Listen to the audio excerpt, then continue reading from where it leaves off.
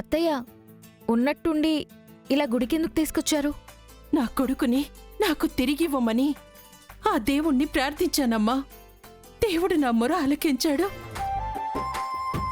నా కొడుకుని నాకు తిరిగిచ్చాడు. అందుకని దేవునికి కృతజ్ఞత చెప్పుకుందామని ఇక్కడికి మీ ఇద్దరిని తీసుకొచ్చానమ్మా.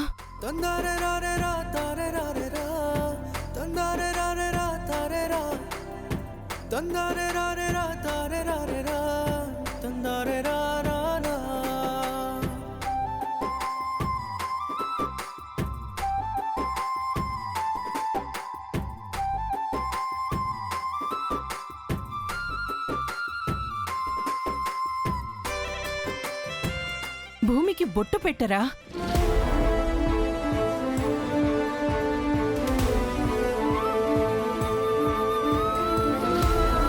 అయ్యో, బావలేనప్పుడు నేను బొట్టు పెట్టుకోకూడదు కదా. ఇప్పుడు అత్తయ్య బొట్టు పెట్టుకోమంటుంది.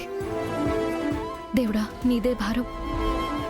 అత్తయ్య, బొట్టు నేనే పెట్టుకుంటాను.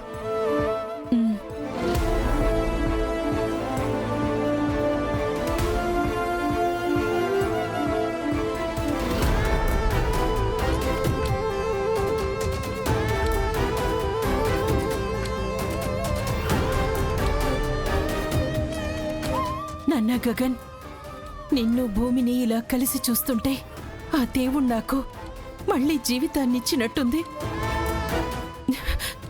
సరే పదండి నాన్న, వెళ్దాం.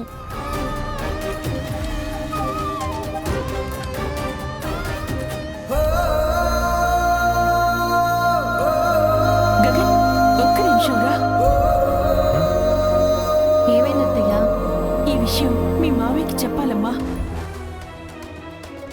పాపం, మన గురించి ఎంత కంగారు పడుతున్నారో. గగన్ తిరిగొచ్చాడని తెలిస్తే ఎంతో హ్యాపీగా ఫీల్ అవుతారో కదా. అత్తయ్య, ఇప్పుడు ఎందుకు అత్తయ్య? మనం ఎలాగో ఇంటికే కదా వెళ్తున్నాం. అక్కడికి వెళ్ళాక మావయ్య నేరుగా గగన్ బావని చూస్తే ఇంకా హ్యాపీగా ఫీల్ అవుతాడు కదా. లేదమ్మా, ఈ సంతోషాన్ని నేనొక్కదాన్నే మొయ్యలేను. ఎప్పుడే ఆయనకి చెప్తాను.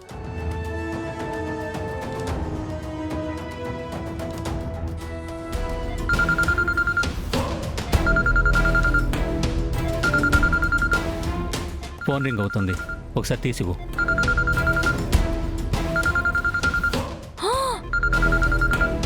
శారద చేస్తుంది. వద్దొద్దు, ఫోన్ కట్ చేసే. అంటే నేను లేనప్పుడు మీరిద్దరు ప్రేమగా మాట్లాడుకుంటున్నారన్నమాట. అలాంటిదేమీ లేదు. లేదు, ఈ రోజు నా ముందే మీరు మాట్లాడాలి. ఏం మాట్లాడతారో నేను వింటాను. స్పీకర్లో పెట్టాను, మాట్లాడండి. హలో హలో, ఏమండి? నేను శారదని మాట్లాడుతున్నాను. చెప్పు శారదా. మీకు ఒక శుభవార్త చెప్పాలండి. శుభవార్త? ఏంటది? మన గగన్ బతికే ఉన్నాడండి.